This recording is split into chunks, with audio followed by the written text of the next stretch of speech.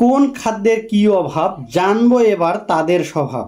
চাষি ভাই, কোন খাদ্যের অভাবে কি লক্ষণ দেখা দেয় এবং কোন সার দিয়ে তার অভাব পূরণ করবেন জানতে পারবেন এই ভিডিওটির মাধ্যমে।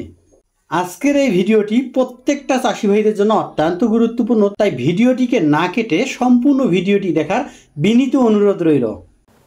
তো বন্ধুরা, আপনারা দেখছেন কৃষি রকমারি সেবা ইউটিউব চ্যানেল এবং আমি আপনাদের পাশে আছি সুনীল কুমার রায়। ভিডিওটি শুরু করার আগে যারা এখনও আমার চ্যানেলটিকে সাবস্ক্রাইব করে নাই, কৃষির এরকম ভিন্নধর্মী তথ্যমূলক ভিডিও সবার আগে পেতে ভিডিওটিকে লাইক করে চ্যানেলটিকে সাবস্ক্রাইব করুন। এছাড়াও যারা সম্পূর্ণ ভিডিও দেখবেন তাদের জন্য রয়েছে বোনাস টিপস। চাষি ভাই, ভুট্টা গাছের পাতা শুকিয়ে গেলেই আমরা কিন্তু অনেকেই রোগ মনে করি, কিন্তু পাতা শুকিয়ে গেলে যে রোগ হবে এমনটা না। কোন সমস্যার কারণে কি কি লক্ষণ প্রকাশ করেন, আসুন আমরা লক্ষণ দেখে শনাক্ত করি কোন খাদ্যের অভাব হয়েছে। প্রথম যে কারণটি হচ্ছে তা হচ্ছে নাইট্রোজেনের অভাব। কিভাবে বুঝবেন?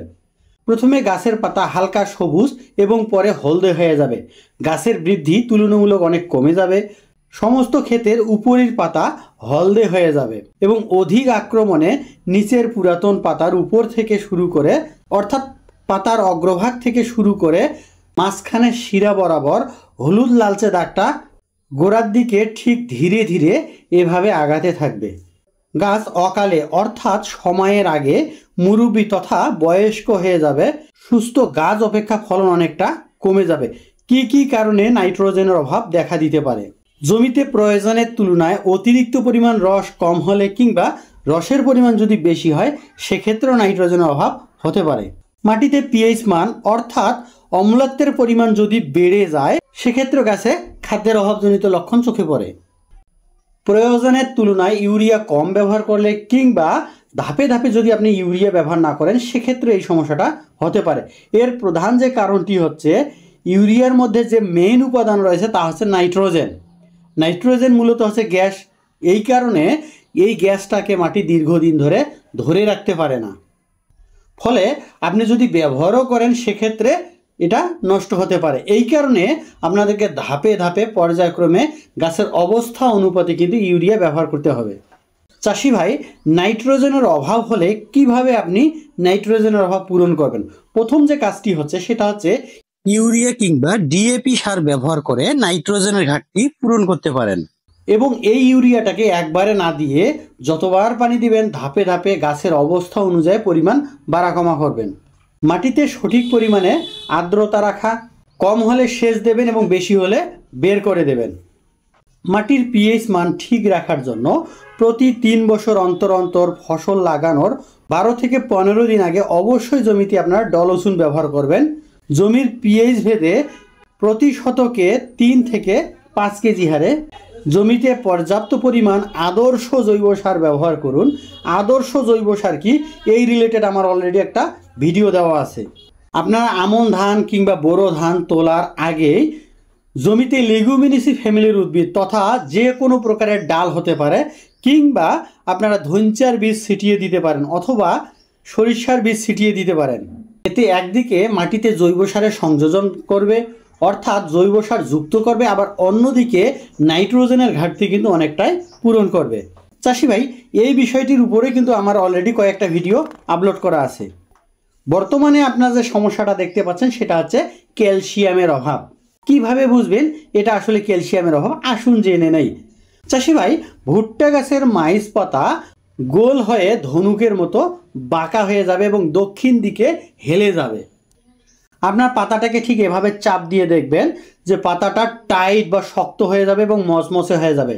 আপনারা যদি একটু শক্তি প্রয়োগ করেন সেক্ষেত্রে মরমর করে ভেঙে যেতে পারে।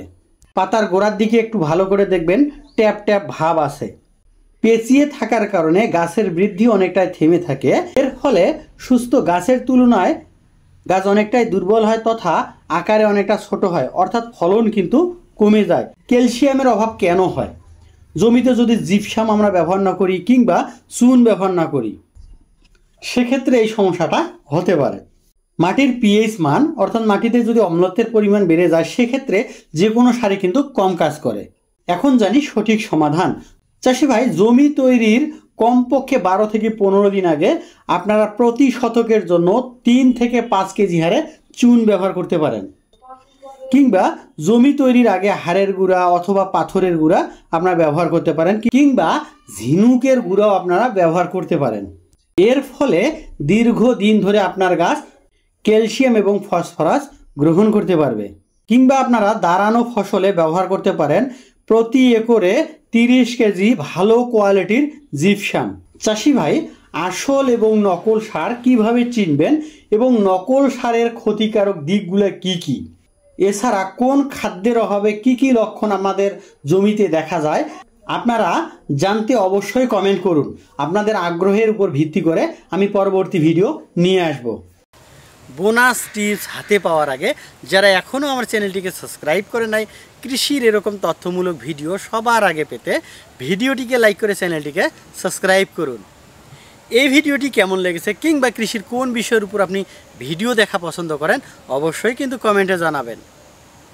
ভিডিওটি যদি আপনাদেরকে ভালো লাগে তাহলে আপনার ফেসবুকের টাইমলাইনে শেয়ার করে আপনার সকল বন্ধুদেরকে দেখানোর সুযোগ করে দিন। এবার আসুন বোনাস টিপস নিয়ে কথা বলি। চাষি ভাই, আবাদে লাভ হয় না নাকি আমরা লাভজনক আবাদ খুঁজে পাই না?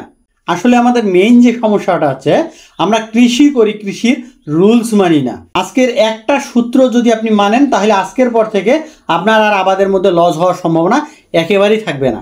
সেটা হচ্ছে যে যায় ভাসি তাক ধরো ঠাসি, অর্থাৎ গত মৌসুমে যে ফসলটার দাম সব থেকে কম গিয়েছে, এই ফসলটা যদি এই মৌসুমে আপনারা করতে পারেন সেক্ষেত্রে দেখবেন ওই ফসলে আর লস হওয়ার সম্ভাবনা থাকবে না। এর প্রধান যে কারণটা হচ্ছে লস হওয়ার ভয়ে অনেকেই কিন্তু এই ফসলটা ছেড়ে দিয়েছে। আর একটা বিষয় মাথায় রাখবেন, যে যায় চড়া তাক দিবেন না ধরা, অর্থাৎ গত মৌসুমে যে আবারটার মধ্যে সব থেকে চড়া দাম গেছে, অর্থাৎ ফসলের দাম চড়া গেছে, সেই ফসলটাকে আপনারা পরিহার করুন। নিতান্ত যদি মনে না মানে তাহলে অল্প করে করুন। যদি দাম কম যায় সেক্ষেত্রে লজের পরিমাণ যেন আপনাদের কম না হয়। ইহা ছাড়াও কোন ফসলকে কিভাবে করবেন এবং স্মার্ট টেকনোলজি জানতে ডিসক্রিপশন বক্সটি চেক করুন, সেখানে অনেকগুলো ভিডিও লিঙ্ক দেওয়া আছে।